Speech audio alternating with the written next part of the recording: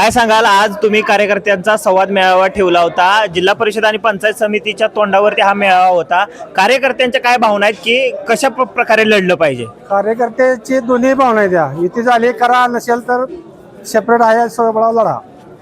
तुम्ही आता ऐकले समोर. युतीमधून तुम्ही कोणासोबत जाणार आहे? भाजप, शिवसेना? आम्हाला जो कोण ज्यादा सन्मानानं चिठा देईल त्याच्यावर आम्ही जाणार.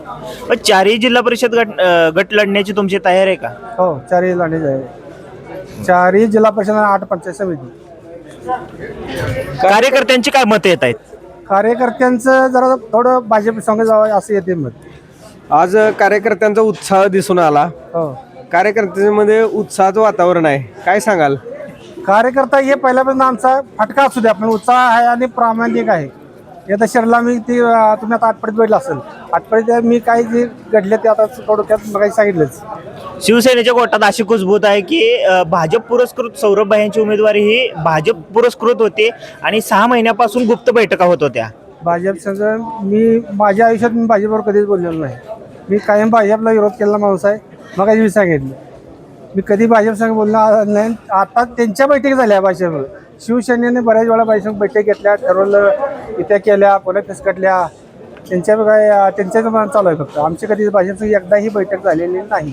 तुम्ही आतापर्यंत भाजपच्या विरोधामध्ये राहिलेला आहे, परंतु आता तीर्थक्षेत्र विकास आघाडी भाजप सोबत जाऊन तुम्हाला त्यांनी सन्मान सुद्धा दिलेला आहे. मग भविष्यात तुम्ही त्यांच्यासोबत जाण्याचा विचार करणार नाही? अजून सन्मान केला आम्ही त्यांच्याबरोबर जाणार. पहिलं प्राधान्य आमचं भाजपला असेल.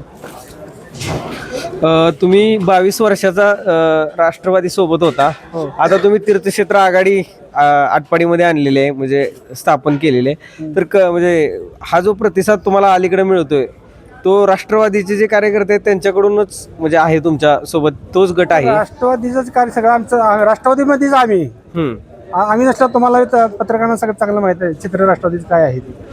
सगळे राष्ट्रवादी आमच्या बरोबर, सगळे कार्यकर्ते आमच्या बरोबर आहेत. आटपाडीतला राष्ट्रवादीचा जो गट आहे तो आता तुमच्या सोबत राहणार का?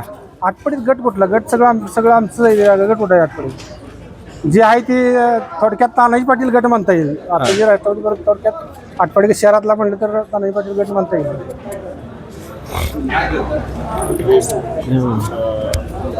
नगरपंचायतीमध्ये आता जे भारतीय जनता पार्टी आहे त्यांनी तुम्हाला सन्मान दिलेला आहे, पण तरी सुद्धा जे भारतीय जनता पार्टी जे आहे त्यांना जो अल्पसंख्याक वगैरे आहेत यांच्यावरती ते टीका करतात. त्यामुळे तुम्हाला त्याचं नुकसान होईल असं वाटत नाही का की जर तुम्ही भारतीय जनता पार्टीच्या बरोबर जर गेला तर? आता आमची त्यांच्याबरोबर आम्ही युती केली आहे. म्हणजे युती आम्ही एकत्र मिळून आटपाडी शहरापुरता आम्ही एकत्र आलेलो आहे. आमच्या कारण आम्ही आता विकास जर करायचा असेल तर शेवटी सत्तेबरोबर जाणं गरजेचं आहे. तुम्ही आतापर्यंत विरोधात राहून सुद्धा आता तुम्ही जुळवून घेतले, काय पाठीमागे याच्या गणित आहे?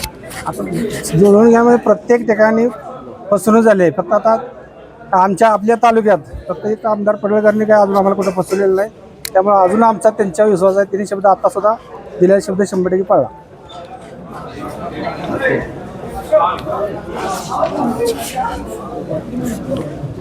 आवाज माणदेशाचा, माणदेशातील प्रत्येकाचा.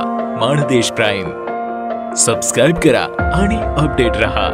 नवीन व्हिडिओच्या नोटिफिकेशनसाठी बेल आयकॉनचं बटन दाबा. धन्यवाद.